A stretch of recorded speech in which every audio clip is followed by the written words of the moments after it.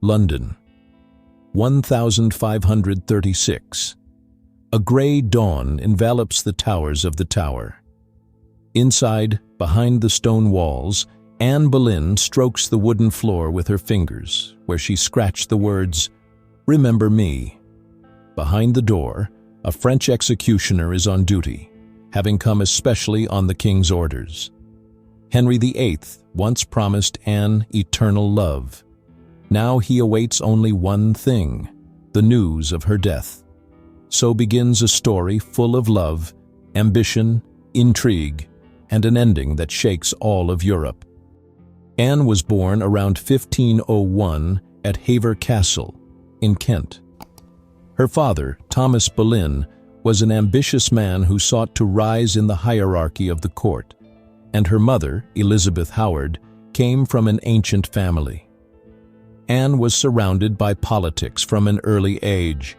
Her father negotiated with European kingdoms, and royal intrigue was often discussed in the house. But most importantly, Anna was intelligent. She was fond of literature, sang, played musical instruments, and early realized beauty is only part of success. More important is intelligence and strength of mind. At the age of 14, Anne went to the court of the French Queen Claude, wife of Francis I. 16th century France was the center of European culture. It was the center of European culture, where debates about religion, artists flourished, and the first ideas of the Renaissance appeared. Anne lived in this brilliant world, where women knew how to hold a conversation, and men discussed art and politics. Anna was not just an observer. She participated in these conversations, learned from the best craftsmen, and watched queens who bore sons to strengthen dynasties. Many later said that it was the French years that made Anne a woman who could charm the English king himself. In 1522, Anne returned to England. She was appointed maid of honor to Queen Catherine of Aragon, wife of Henry VIII. Henry noticed Anna at once. He was famously handsome, tall, blue-eyed, athletic. He was called one of the most attractive monarchs in Europe. Anna didn't respond to him like other women. She did not faint from his attention, did not throw herself into his arms. She could laugh, argue, engage in dangerous verbal duels. For Henry, she was a challenge. Henry began to write love letters to Anne.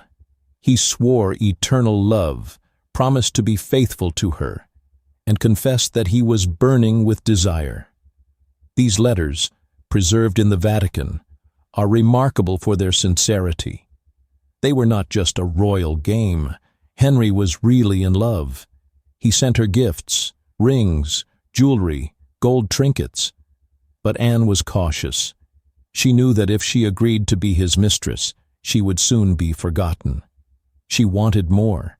She wanted a crown. Henry was married to Catherine for over 20 years. They had only one surviving daughter, Maria. Henry desperately wanted a son. He began to look for biblical grounds for divorce, claiming that their marriage was a sin.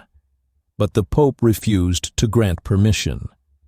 So Henry took the radical step of breaking with the Catholic Church and creating the Anglican Church. This was not just a personal conflict. It was a religious upheaval that changed the face of Europe forever. In January 1533, Anne and Henry were married. In June of the same year, Anne was crowned, the first time a queen had been crowned separately from the king. Anne shone in a golden gown and was accompanied by crowds of people. In the fall, she gave birth to a daughter, Elizabeth. Everyone hoped for a boy, but fate decided otherwise. Henry was disappointed, but still believed a son would be born. Anna became pregnant again and again, but the miscarriages came one after another. Henry began to lose patience. Rumors spread at court. Anne was a sorceress, a traitor, a dangerous woman. Anne's enemies gathered around the king. They began to build a case: treason, conspiracy, even an accusation of incest with her brother George. Anne found herself arrested and sent to the Tower. On May 19, 1536, Anna was led to the scaffold. She walked calmly, wearing a white dress. The executioner, a French swordsman, asked for forgiveness, as custom commanded. Anne uttered her last words: "God bless the king. He has always been good to me." The sword glinted and fell. Anne is gone, but she remains in history. She gave England Elizabeth I, the great queen who would bring the country a golden age. She changed religion, the monarchy, the very fabric of English society. Anne Boleyn is a symbol of ambition, courage, and how far love can take you.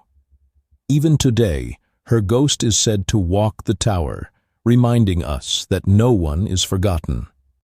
After Anne's execution, Henry VIII didn't stop. He married Jane Seymour, his third wife, almost immediately. She bore him his long-awaited son, Edward, but died soon after. Henry changed wives like a glove.